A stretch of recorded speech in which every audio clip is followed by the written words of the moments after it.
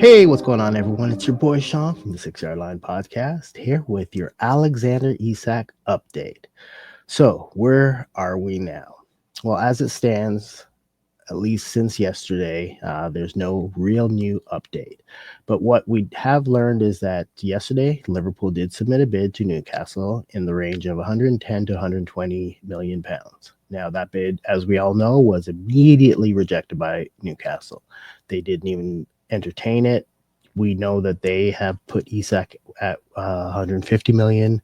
That's what they value him at. But of course, Liverpool, trying the negotiation tactic, came in with at a much lower bid. They again did not entertain the conversation, closed the door pretty quickly, and all indications at first was yes, Liverpool was going to submit a second bid, but it sounds as if in the initial conversation how things went down, it seems as if Liverpool, sorry, have changed their stance on how they're going to proceed. It's now being reported that there will not be a second bid for Isak, and that's based on again how things went down with regard to the first bid. It seems as if the door was slammed shut. That this is not even a possibility of conversation from the Newcastle standpoint, which is again understandable. They don't have a replacement ready. Why would you even begin negotiations when you need to focus on building and strengthening your team first? So, with that being said, door was closed. But is it really closed? Um, we will see how that develops. And I'm seeing a lot of people report this online, is that this is just a smokescreen for allowing Newcastle the time to find a replacement for Isak. And a lot of indication that, well, not just indication, seems like it is being reported that Benjamin Shesko, I apologize if I pronounce it wrong. I've heard so many different pronunciations of his last name, but it's rumored that the RB Leipzig striker is entertaining a move to Newcastle. So we'll see how that develops. If Newcastle are able to find a replacement, it is quite possible that conversations could reopen with regard to the Isak move. Isak still isn't training with the club. He has been training on his own in Spain while the club was away on tour. So we'll see again what happens in the next upcoming, I will say at least week, because the way things are moving so rapidly in the transfer window, anything could happen. So if we hear news with regard to Newcastle finding a replacement, then it's quite possible that this transfer with Liverpool could start heating up again, or at least conversations can begin again. But I'm pretty sure Newcastle's dead fast on their number. And I'm sure Liverpool could possibly come in at a lower number when you add in incentives. But we'll see how that develops, right? I know in the Newcastle fan base, they're not happy with either Isak or Liverpool, but again, this is the nature of the business. Liverpool is considered one of the biggest clubs in the world. No disrespect to Newcastle fans.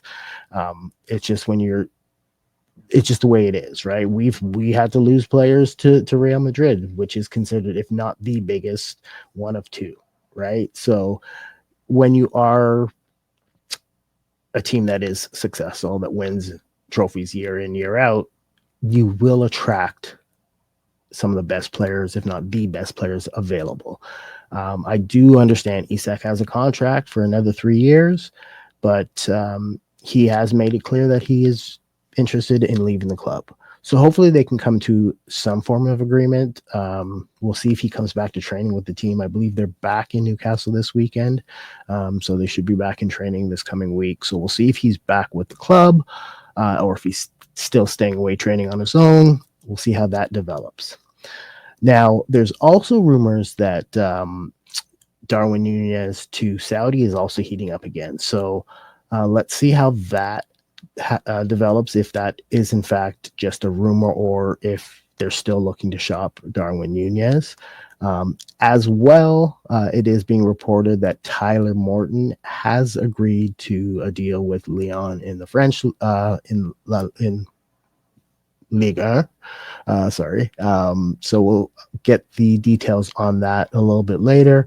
But the young player deserves more opportunity, which he isn't going to see with the first team right now. So if they can get some money, some value out of him, I believe it's in the number of 15 million pounds. So we'll see again what happens with that.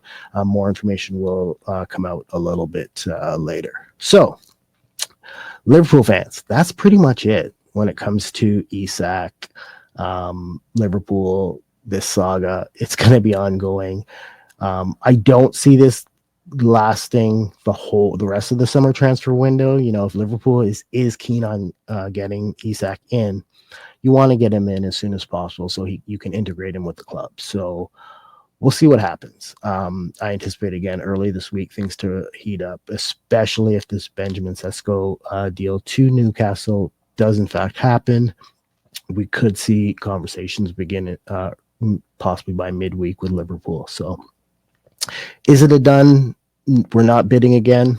My take is Liverpool will go in again, but this could be all part of the game that they're playing. And I still believe Isak shouldn't be our sole focus. We need to strengthen our center back position. I just see some concerns there with regard to our depth. So I hope Mark Gahey is still somebody we are eyeing. And if it's not him, maybe they have somebody else in mind that, you know, no one's aware of, some young stud that is going to come up and, you know, maybe be that the third center back, but has the ability to step in and be an impact, if not right away, at least by next season. So let's see how things go. That's it for now. Stay tuned for more. Co-host is away for this weekend, so I'm dropping a little video and I'm doing it all dedicated to Liverpool. But we will be dropping stuff regularly again. Stay tuned. And as usual, folks, we appreciate all the love. We're getting a lot of views.